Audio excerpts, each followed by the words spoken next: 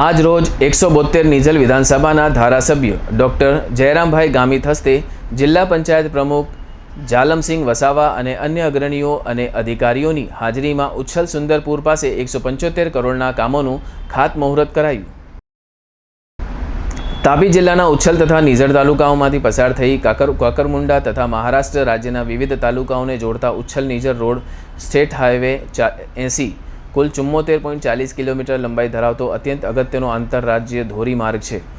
સદર રસ્તાની રીફર્નિશિંગ કામગીરી, રોડ ફર્નિચરની કામગીરી તથા રસ્તાની પહોળાઈને અનુરૂપ જૂના બ્રિજો બનાવવા માટે ગુજરાત સરકાર શ્રી દ્વારા કુલ ₹175 કરોડની મંજૂરી પ્રદાન કરવામાં આવેલ છે।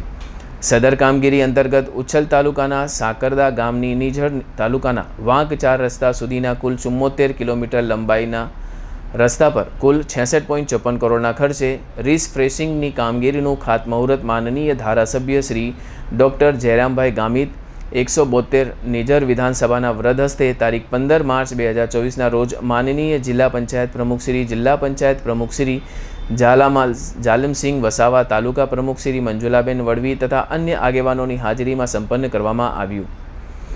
સદર રોડ ગુજરાત રાજ્ય અને મહારાષ્ટ્ર રાજ્ય સાથે જોડતો શૈક્ષણિક, વ્યવસાયિક, કૃષિ ક્ષેત્રે તથા ઔદ્યોગિક દ્રષ્ટિએ જોડે તો ખૂબ જ અગત્યનો આંતરરાજ્ય માર્ગ છે।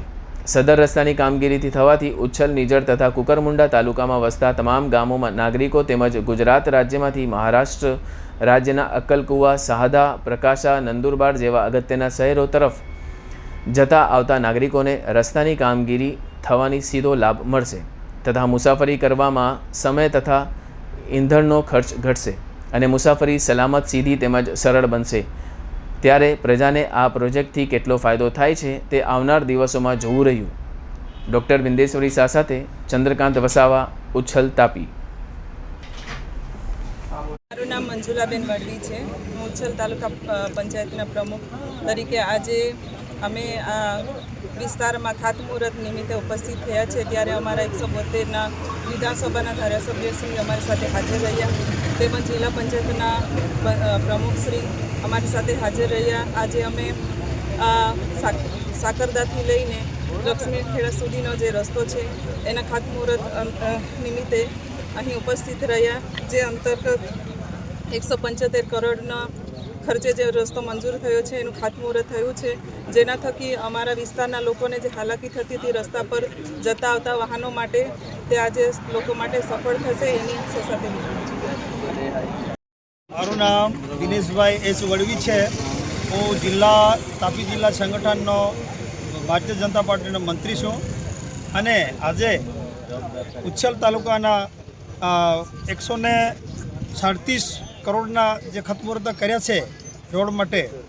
અમારા રોડ ઉચ્છલથી નિઝર જતો રોડ ઘણો તકલીફ પડતી હતી અને ઘણા વાહનો અને અવરજવર છે, તો વાહનો માટે એક સારી સુવિધા થઈ જશે, પબ્લિકને અવરજવર સારું થશે અને વાહન વ્યવહાર માટે સુવિધા ઉપલબ્ધ કરી, જે બદલ ગુજરાત સરકારના મુખ્યમંત્રી અને કેન્દ્રના વડાપ્રધાન શ્રી મોદી સાહેબને અમે ખૂબ ખૂબ આભાર વ્યક્ત કરીએ છીએ અને આવી રીતે કામો થતા રહે એ અમે ઈચ્છીએ છીએ।